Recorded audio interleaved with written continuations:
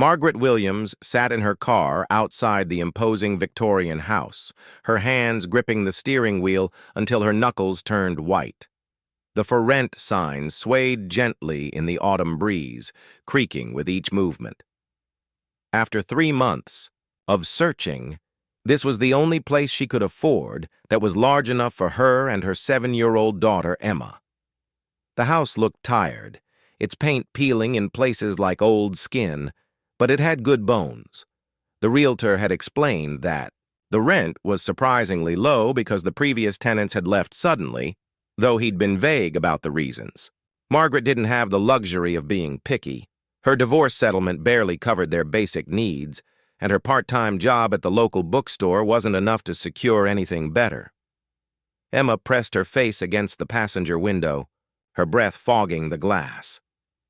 "Mommy, I don't like this house," she whispered, her small voice barely audible above the car's heater. Margaret turned to look at her daughter, noting the way Emma's usual bright smile had disappeared the moment they'd turned onto Maple Street. "Sweetie, we haven't even been inside yet. How can you know you don't like it?" "It feels wrong," Emma said, pulling her favorite stuffed rabbit closer to her chest. "Can't we live somewhere else?" "Emma, we've talked about this. We need a place. We can afford. And this house has 3 bedrooms. You'll have your own room, and there's even a backyard where you can play." Margaret tried to inject enthusiasm into her voice, but even to her own ears, it sounded forced. The realtor, Mr. Henderson, emerged from the front door, his professional smile firmly in place. He was a thin man in his 50s with the kind of persistent cheerfulness that made Margaret slightly uncomfortable. He'd been almost too eager to show them the property, calling her multiple times to ensure she was still interested. "Ladies, welcome to your potential new home," he called out, gesturing toward the house with theatrical flair. "I think you're going to love what this place has to offer." Margaret opened her car door, but Emma remained seated, her eyes fixed on the house's dark windows. "Come on, sweetheart," Margaret encouraged. "Let's at least take a look." Reluctantly, Emma unbuckled her seatbelt and stepped out of the car. She immediately moved closer to her mother, slipping her small hand into Margaret's larger one. The grip was tighter than usual, and Margaret could feel her daughter trembling slightly. As they walked up the cracked concrete path to the front door, Margaret noticed several things that hadn't been visible from the street. The flower beds were overgrown with weeds, and there were dark stains on the porch that looked suspiciously like old bloodstains, though she quickly dismissed the thought as her imagination running wild. "The house was built in 1892, Mr. Henderson explained as he fumbled with the keys. "It's been in several families over the years. Lots of character, as you can see." Emma tugged on Margaret's coat. "Mommy, can we go home now?" "We are looking for a home, remember?" Margaret replied softly, though she was beginning to feel uneasy herself. There was something about the house that felt oppressive, as if it were watching them. The front door finally opened with a loud creak that echoed through the empty rooms beyond. The smell that wafted out was musty and stale, mixed with something else that Margaret couldn't identify. It reminded her of her grandmother's attic, but with an underlying sweetness that was almost nauseating. "Just needs a good airing out," Mr. Henderson said quickly, stepping inside and opening several windows. "The previous tenants were quite private people, kept to themselves, you know." The entryway was spacious, with original hardwood floors that creaked under their feet. A grand staircase curved up to the second floor, its banister worn smooth by decades of hands sliding along its surface. Despite the neglect, Margaret could see the house's potential. With some cleaning and minor repairs, it could be beautiful. Emma, however, had stopped just inside the doorway and refused to move further. "Mommy, there's someone here," she whispered, her eyes wide with fear. Margaret looked around the empty room. "Sweetie, there's no one here but us and Mr. Henderson." "She's upstairs," Emma insisted, pointing toward the second floor. "She's looking at us." Mr. Henderson laughed nervously. Children have such active imaginations, don't they? I assure you, Mrs. Williams, the house is completely vacant, has been for 2 months now. Margaret knelt down to Emma's eye level. Is this like your invisible friend Sarah from our old apartment? Emma shook her head vigorously. No, this is different. She's not nice like Sarah. She's angry, and she doesn't want us here. Despite her rational mind telling her that Emma was just nervous about moving again, Margaret felt a chill run down her spine. Her daughter had always been sensitive, often picking up on things that adults missed. At their previous apartment, Emma had befriended an elderly neighbor, Mrs. Chen, simply because she'd sensed the woman was lonely. Emma's intuition was usually remarkably accurate. Let's continue the tour, Mr. Henderson suggested, clearly eager to move past Emma's comments. The kitchen has been recently updated, and there's a lovely dining room with original built-in cabinets. As they moved through the house, Margaret tried to focus on the practical aspects. The rooms were spacious, the rent was within her budget, and the location was convenient for Emma's school. But with each room they entered, Emma became more distressed. The kitchen, Emma refused to let go of Margaret's hand. In the dining room, she kept looking over her shoulder toward the doorway. When they reached the living room with its large bay window and original fireplace, Emma suddenly burst into tears. She doesn't like me, Emma sobbed. She wants me to go away. Mr. Henderson's smile was becoming strained. Perhaps we should discuss the practical matters while your daughter calms down, he suggested to Margaret. The lease terms are quite favorable, and I can have the paperwork ready by tomorrow if you're interested. Margaret was torn. The house met all their practical needs, but Emma's distress was genuine and concerning. Her daughter wasn't prone to tantrums or attention-seeking behavior. When Emma said something was wrong, there usually was. Can we see the upstairs? Margaret asked, hoping that perhaps Emma would feel better about the bedrooms. As they climbed the creaking staircase, Emma's grip on her mother's hand became almost painful. At the top of the stairs, there was a long hallway with 4 doors, all of which were closed. Master bedroom is at the end, Mr. Henderson explained, and there are 2 smaller bedrooms and a full bathroom. When he opened the door to what would be Emma's room, a cold draft swept out, despite the fact that the windows appeared to be closed. The room was painted a cheerful yellow with built-in shelves and a window seat that overlooked the backyard. Emma took one look into the room and began screaming. Despite Emma's screaming fit at the house, Margaret signed the lease the next day. She told herself that Emma was just anxious about another move, another change in their already disrupted lives. The divorce had been hard on both of them, and children often acted out when faced with uncertainty. The practical benefits of the house outweighed her daughter's fears, or so Margaret convinced herself. Mr. Henderson seemed relieved when she called to confirm her decision. Excellent choice, Mrs. Williams. I'll have the utilities turned on immediately and you can move in this weekend. Margaret spent the next few days packing their belongings and trying to generate enthusiasm for their new home. She bought cheerful curtains for Emma's room and picked out paint colors that would make the house feel more welcoming. When she showed Emma the fabric samples, her daughter barely looked at them. I still don't want to live there, Mommy, Emma said quietly, while Margaret folded clothes into boxes. I know you're scared, sweetheart, but sometimes we have to do things that scare us. Remember when you were afraid to start first grade? You ended up loving school. Emma shook her head. This is different. The girl upstairs is sad and angry. She keeps crying. Margaret paused in her packing. What girl, Emma? You said someone was there, but Mr. Henderson said the house was empty. She used to live there. Something bad happened to her, and now she can't leave. She told me her name is Lucy, and she's been waiting for someone to listen to her. The matter-of-fact way Emma described this invisible girl sent chills down Margaret's spine, but she pushed the feeling aside. Emma, Lucy sounds like another invisible friend like Sarah was. That's perfectly normal for children your age. Sarah was my friend, Lucy isn't my friend. She's scared and angry, and she doesn't want us in her house. Moving day arrived with typical chaos. The moving truck was late. Several boxes broke open, and Margaret discovered that the electricity hadn't been turned on as promised. By the time they had their essential belongings inside, it was already dark, and Emma had grown increasingly quiet and withdrawn. That first night, they slept on air mattresses in the living room since the bedrooms upstairs felt too cold and unwelcoming.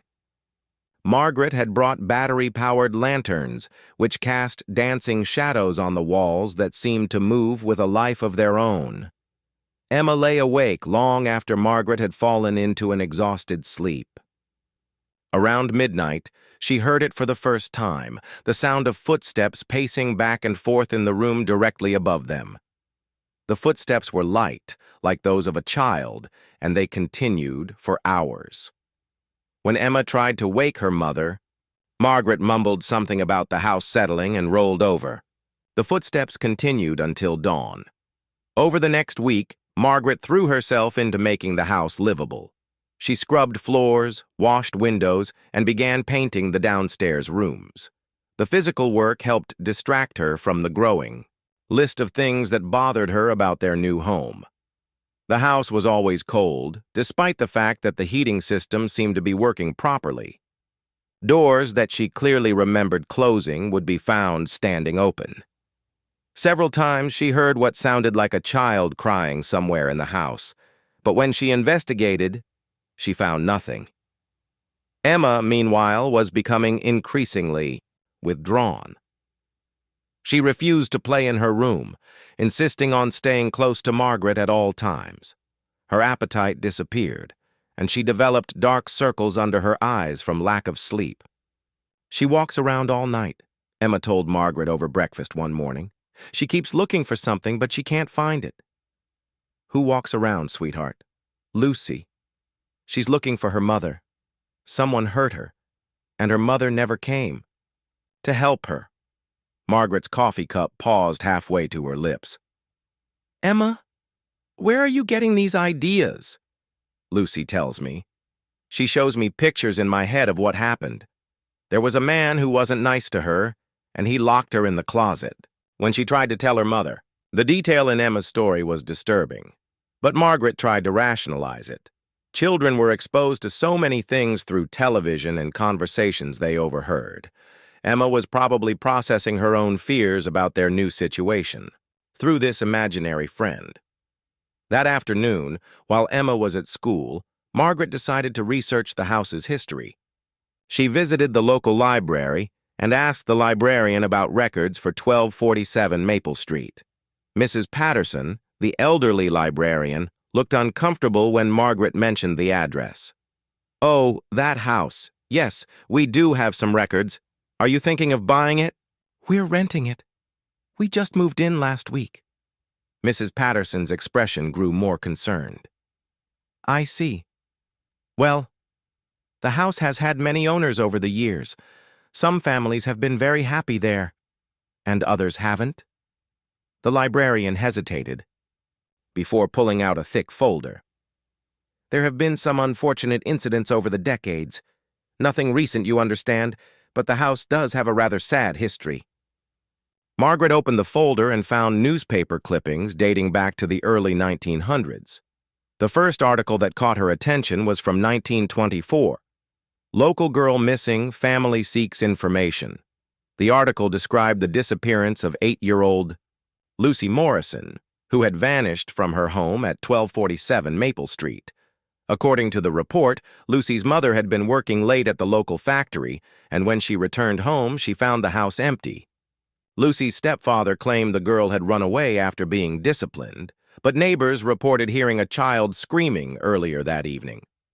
Margaret's hands began to shake as she read further. Lucy's body was eventually found 3 weeks later, in the basement of the house, hidden behind a false wall. Her stepfather, Thomas Morrison, was arrested but died in jail before his trial could begin.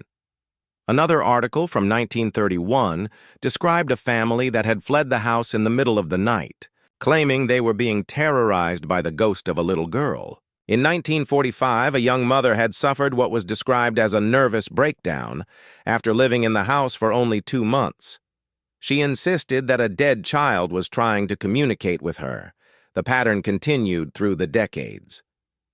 Families would move in, drawn by the house's low rent and spacious rooms, but few stayed longer than 6 months. Those who did speak to reporters described similar experiences. The sound of a child crying, cold spots that couldn't be explained, and an overwhelming sense of sadness that permeated the house. Margaret closed the folder with trembling hands. Mrs. Patterson watched her with sympathetic eyes. "Your daughter has been sensing something, hasn't she?" the librarian asked gently. Margaret nodded, unable to speak. Children are often more sensitive to these things than adults. They haven't learned to dismiss what they feel as imagination. That evening, Margaret sat Emma down for a serious conversation. "Emma, tell me more about Lucy. What else has she told you?" Emma looked surprised that her mother was finally listening. "She's been trying to tell grown-ups what happened for a very long time, but they never listen. She says her stepfather hurt her because she tried to tell her mother that he did bad things to her when her mother wasn't home." "What kind of bad things?" Emma's voice dropped to a whisper. "He touched her in ways that made her feel scared and dirty. When she tried to tell her mother got angry and said she was lying.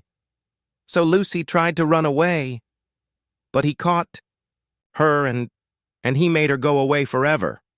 Margaret felt sick to her stomach. The details Emma was providing matched perfectly with what she'd read in the newspaper archives, details that a 7-year-old shouldn't know. "She wants someone to tell her story the right way," Emma continued.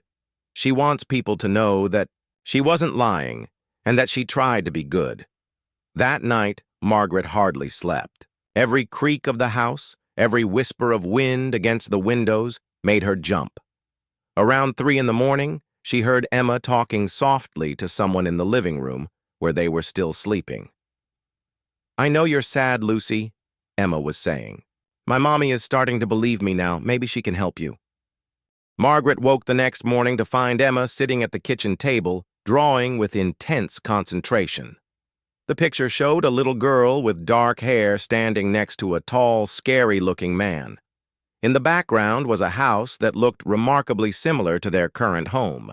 "Is this Lucy?" Margaret asked, sitting down beside her daughter. Emma nodded without looking up from her drawing. "She showed me what she looked like when she was alive. She was 8, just 1 year older than me." Margaret studied the drawing more carefully. Emma had drawn the little girl with tears streaming down her face, and the man's hands were reaching toward her in a threatening way.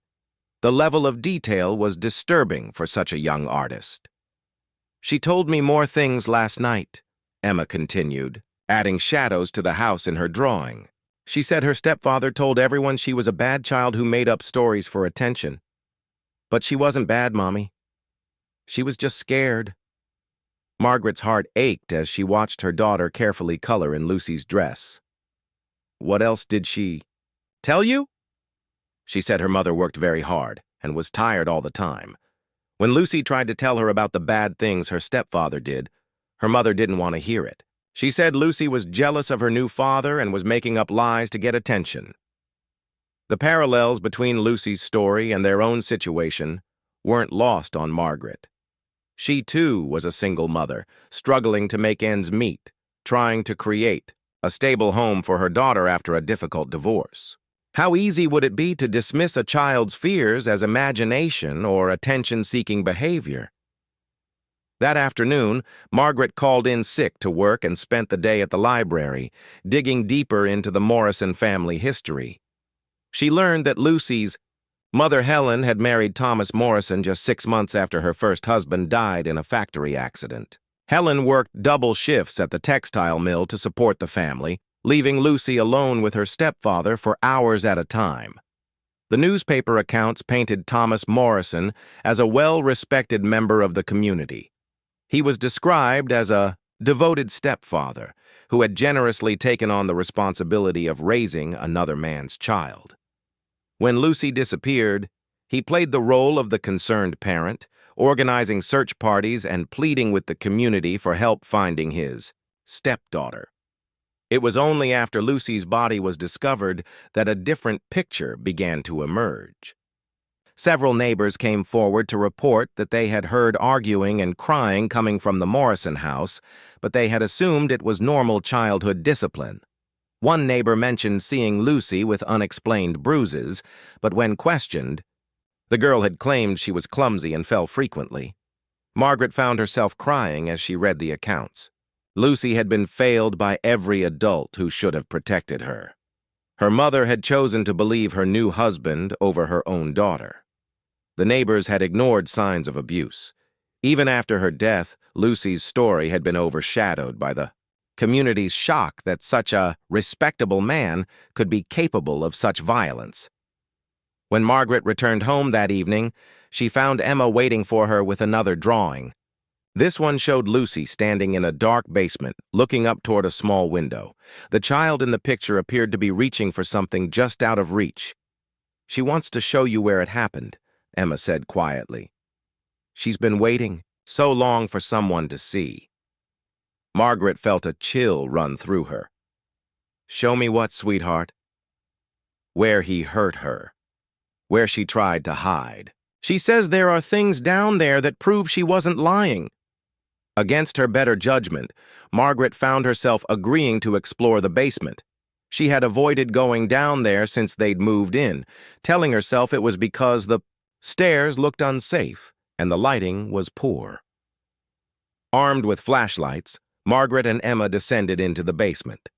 The air was thick and musty, with an underlying smell of dampness and something else that Margaret couldn't identify. The basement was larger than she had expected, with several small rooms that might have once been used for storage. Emma walked confidently through the space, as if she knew exactly where she was going. She led Margaret to a corner room that was partially hidden behind what appeared to be a later addition to the foundation. "She hid here when he was angry," Emma said, pointing to a small space behind an old furnace. "She kept things here that were special to her." Margaret shined her flashlight into the space and gasped. There, wedged behind a loose stone, was a small metal box. With trembling hands, she pulled it out and opened it. Inside were items that clearly belonged to a child: a small diary with a broken lock, several pencils worn down to stubs, a photograph of a woman who must have been Lucy's mother, and a small doll with most of its hair missing. Margaret opened the diary carefully, aware that the pages were fragile with age. The entries were written in a child's handwriting, with frequent misspellings and uneven letters. "Mama said I shouldn't write bad things about Papa Tom," one entry read, "but I need to tell someone. He came to my room again last night. He said, if I tell anyone, he will hurt Mama and it will be my fault." Another entry, dated just days before Lucy's disappearance, was written in what appeared to be a hurried, frightened hand. "Papa Tom says Mama doesn't love me anymore because I'm a bad girl who lies, but I'm not lying. I'm going to run away and find someone who will believe me." Margaret's hands shook as she read entry after entry describing a pattern of abuse and a desperate child's attempts to find help. Lucy had tried to tell a teacher, but the teacher had contacted Helen Morrison, who had punished Lucy for making up stories. She had tried to tell a neighbor, but the woman had dismissed her claims as childish fantasy. She wrote everything down because she hoped someday someone would read it and know the truth, Emma said, standing beside her mother in the dim basement. She knew Papa Tom was going to hurt her bad, and she wanted to leave proof. The final entry in the diary was heartbreaking. "I told Mama again today about what Papa Tom does to me. She got very angry and said I was a wicked child who wanted to break up our family. She said if I don't stop lying, she will send me away forever. I don't understand why she won't listen to me. I love her so much and I just want her to keep me safe." Margaret closed the diary and held it against her chest, tears streaming down her face. Here was the proof that Lucy Morrison had been telling the truth all along. This child had died because the adults in her life had failed to protect her. "Can we help her now, Mommy?" Emma asked, her small hand slipping into Margaret's.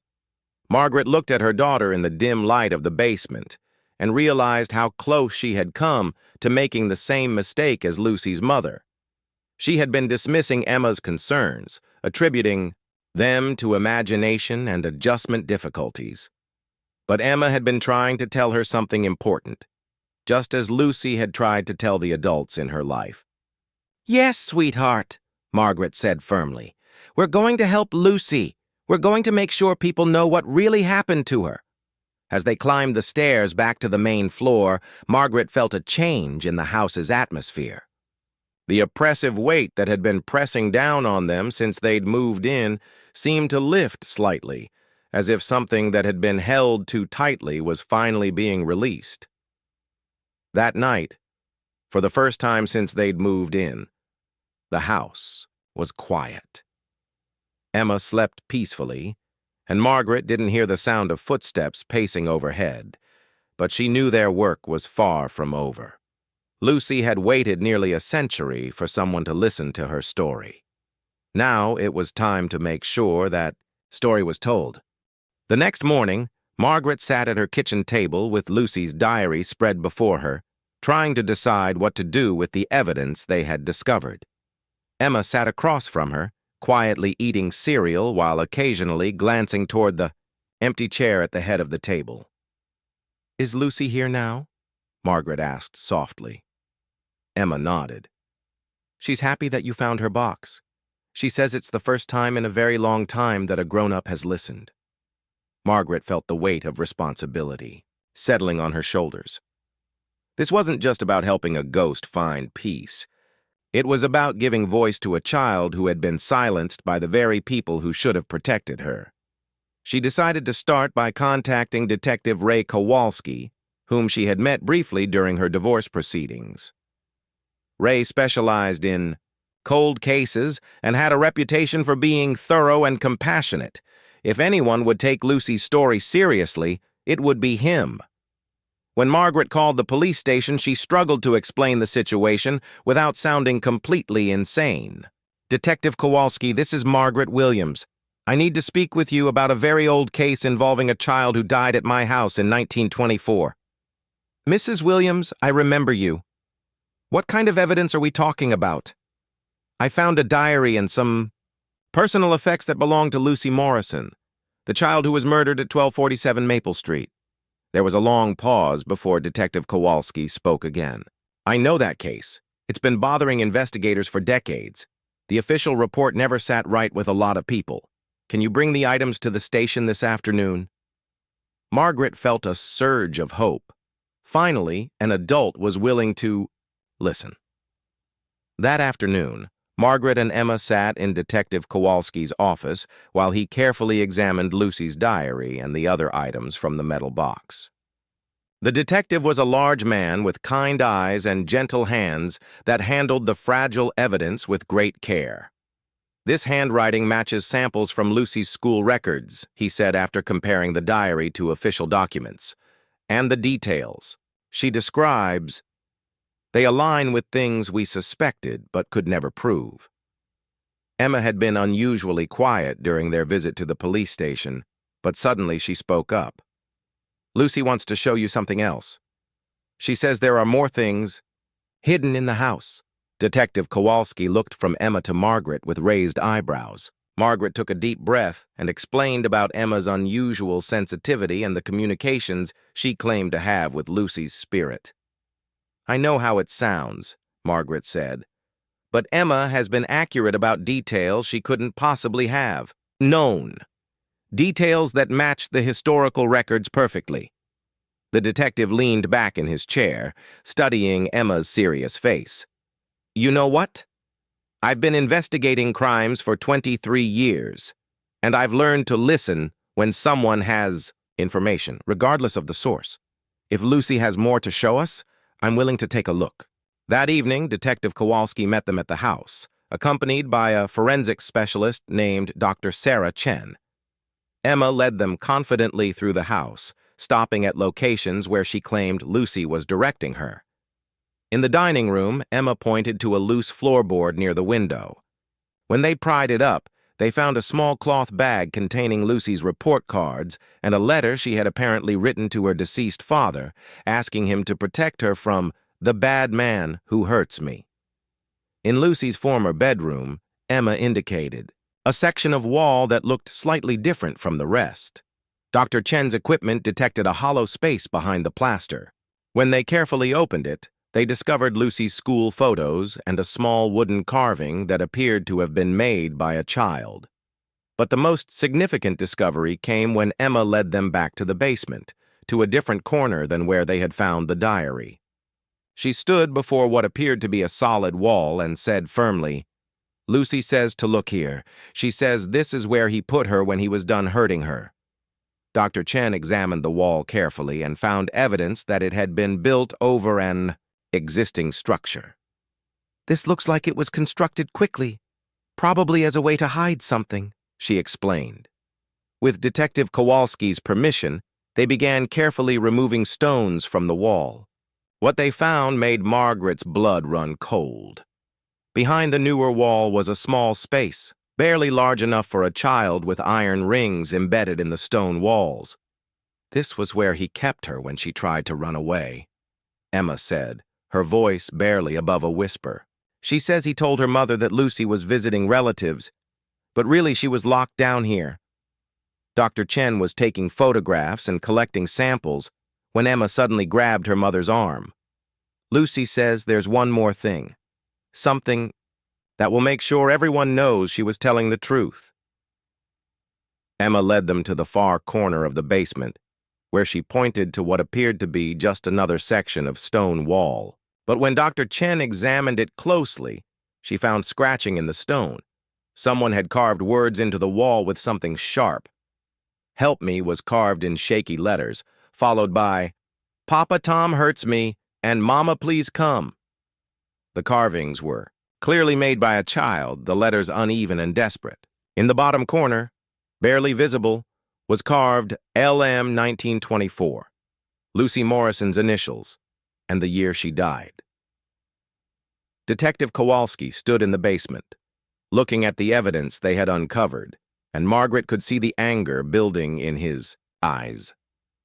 "That son of a—" He caught himself, glancing at Emma. "This child was tortured. There's no other word for it." Over the next few days, Detective Kowalski worked with historians and genealogists to track down any living relatives of the people involved in Lucy's case. They discovered that Thomas Morrison had a nephew, now in his 80s, who lived in a nursing home 2 towns over. When approached by the detective, the elderly man, Robert Morrison, broke down in tears. "I always wondered about Uncle Tom," he confessed. "When I was a boy, I heard whispers from the adults. My mother never let me visit his house after Lucy disappeared. She said there was something wrong with him, something dark." Robert Morrison revealed that his family had suspected Thomas of inappropriate behavior with children for years, but no one had ever spoken openly about it. In those days, such matters were considered private family business, not discussed with outsiders. "My Aunt Helen came to live with us briefly after Thomas died in jail," Robert continued. "She was broken, completely broken. She kept saying that Lucy had tried to tell her the truth, but she hadn't wanted to believe it. She said she had chosen her new husband over her own daughter because she was so afraid of being alone." Margaret felt tears streaming down her face as she listened to Robert's account. Helen Morrison had lived with the guilt of her choice for the rest of her life. But by then, it was too late to save Lucy. Armed with this new testimony and the physical evidence they had discovered, Detective Kowalski was able to build a comprehensive case that proved Lucy Morrison had been telling the truth about the abuse she suffered. He prepared a detailed report that would officially clear Lucy's name and acknowledge that she had been a victim, not a troubled child making up stories for attention. The local newspaper ran a front-page story about the discovery, with the headline, "Child's 100-year-old diary reveals truth about historic murder case."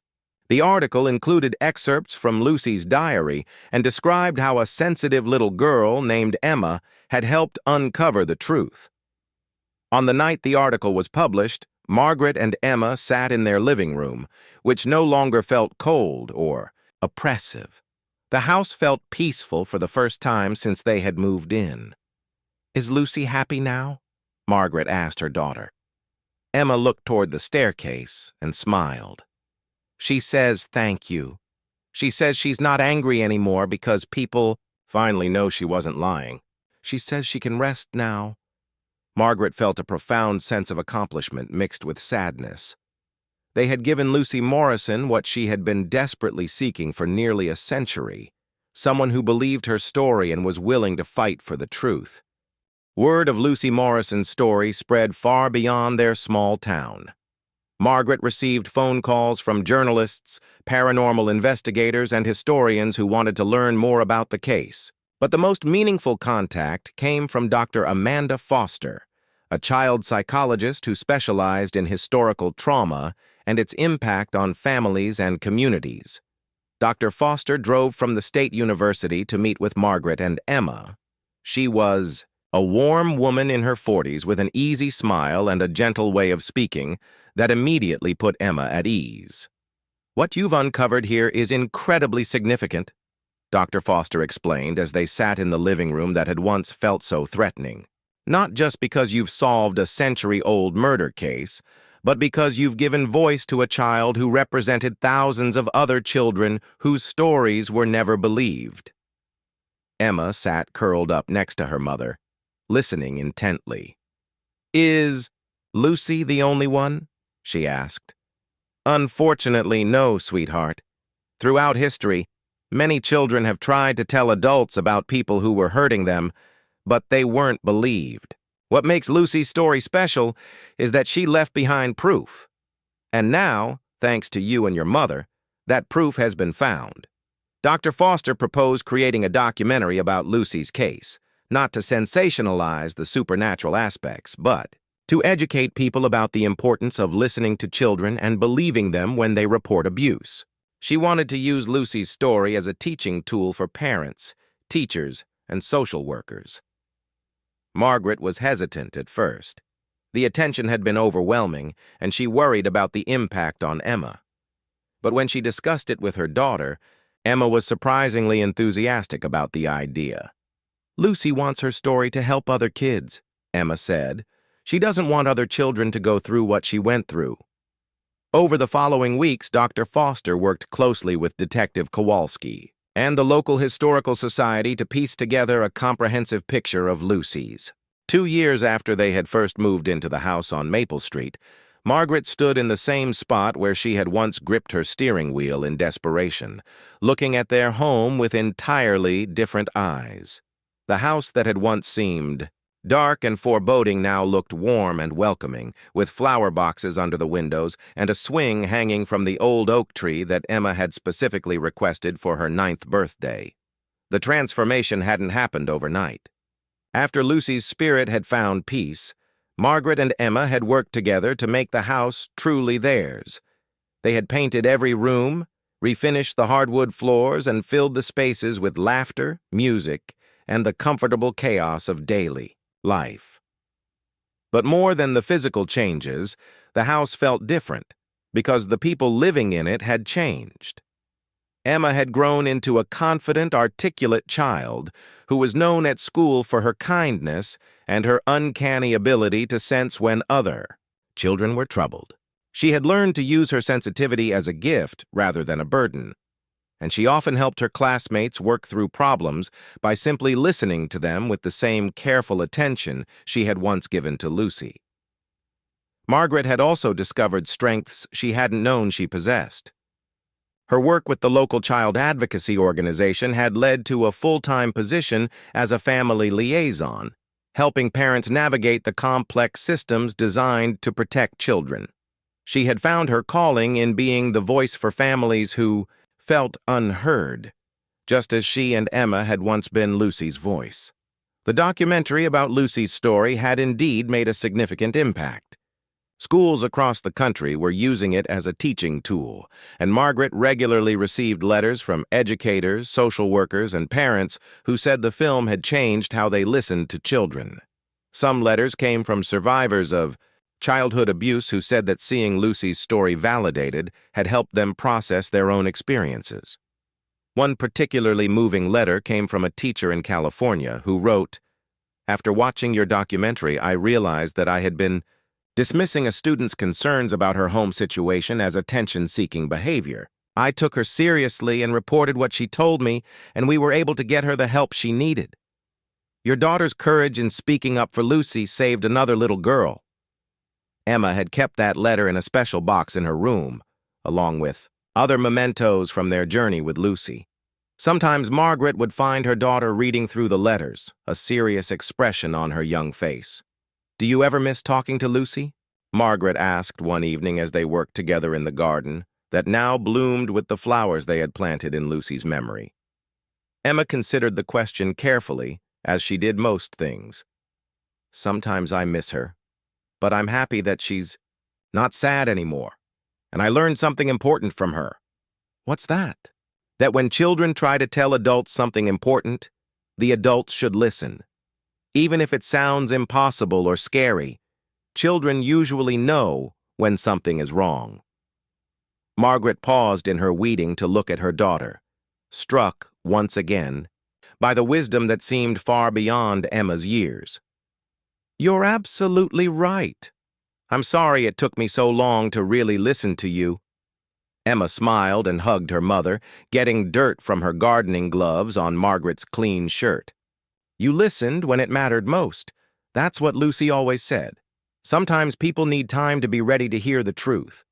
The house had become something of a local landmark, not because of its ghostly history, but because of the positive changes that had come from confronting that history.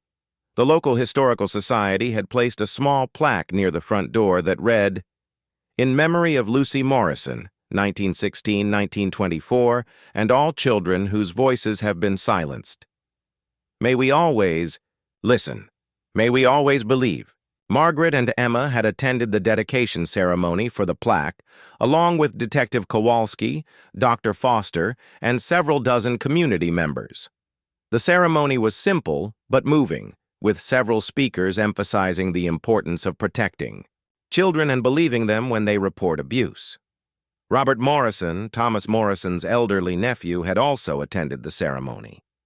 Despite his advanced age and poor health, he had insisted on making the trip to honor Lucy's memory and publicly acknowledge his family's role in her tragedy. "I wish I had been brave enough to speak up when I was young," he had said during his remarks. "But I was just a child myself, and in those days, children didn't question adults. What happened to Lucy should never happen to any child, and we all have a responsibility to ensure that it doesn't." After the ceremony, Emma had approached Robert Morrison and, with her characteristic directness, said, "Lucy wants you to know that she doesn't blame you. She says you were just a little boy, and little boys can't protect other children when the grown-ups won't listen." The old man had wept openly, and Margaret had marveled once again at her daughter's ability to provide comfort with exactly the right words. As the second anniversary of Lucy's peace approached, Margaret found herself reflecting on how dramatically their lives had changed. The house that she had chosen out of desperation had become the place where both she and Emma had discovered their true purpose. They had learned that sometimes the most important work comes from listening to voices that others choose to ignore. Emma, now a confident fourth grader, had started a listening club at her school where older students were trained to provide a safe space for younger children to share their concerns. The program had been so successful that other schools in the district were implementing similar initiatives. Children listen to other children differently than they listen to adults, Emma had explained to the school board when they asked her to present her idea. Sometimes kids need to practice telling their story to someone who understands what it's like to be small before they can tell a grown-up. The program had already helped several children find the courage to report problems at home or school, and Emma took great pride in knowing that her idea was helping other kids feel heard and believed. On a quiet Sunday evening, as Margaret and Emma sat together in the living room reading, Emma suddenly looked up from her book with a familiar expression. "Is someone here?" Margaret asked softly. Emma shook her head. "No, but I can feel Lucy sometimes, like she's checking to make sure we're okay. She's happy where she is now, but she still cares about us." Margaret smiled, no longer surprised by these occasional supernatural moments. "Tell her we're doing very well, and we're still listening to children who need to be heard." Emma nodded and spoke to the empty air. "We're good, Lucy. We're still helping kids just like you wanted." The room felt warm and peaceful, filled with the quiet satisfaction that comes from knowing you've done important work. Outside, the wind chimes that Emma had hung in the oak tree played a gentle melody, and Margaret thought she heard, just for a moment, the sound of a child laughing with pure joy. That night, as Margaret tucked Emma into bed in the room that had once been Lucy's, she reflected on the simple but profound lesson that had changed their lives. Children's voices matter, and adults have a responsibility to listen with open hearts and minds. "Thank you, Lucy," Margaret whispered into the darkness. "Thank you for teaching us to listen." In response, she felt a gentle breeze stir the curtains, carrying with it the faint scent of the wildflowers that grew in the meadow behind their house. It felt like a blessing, a final goodbye, and a promise that some stories, once heard and honored, can heal not just the past, but the future as well. The house on Maple Street had found its peace, and so had the family who lived there. Most importantly, they had learned that sometimes the most important truths come from the smallest voices, and those voices deserve to be heard, believed, and protected by the adults who claim to love them.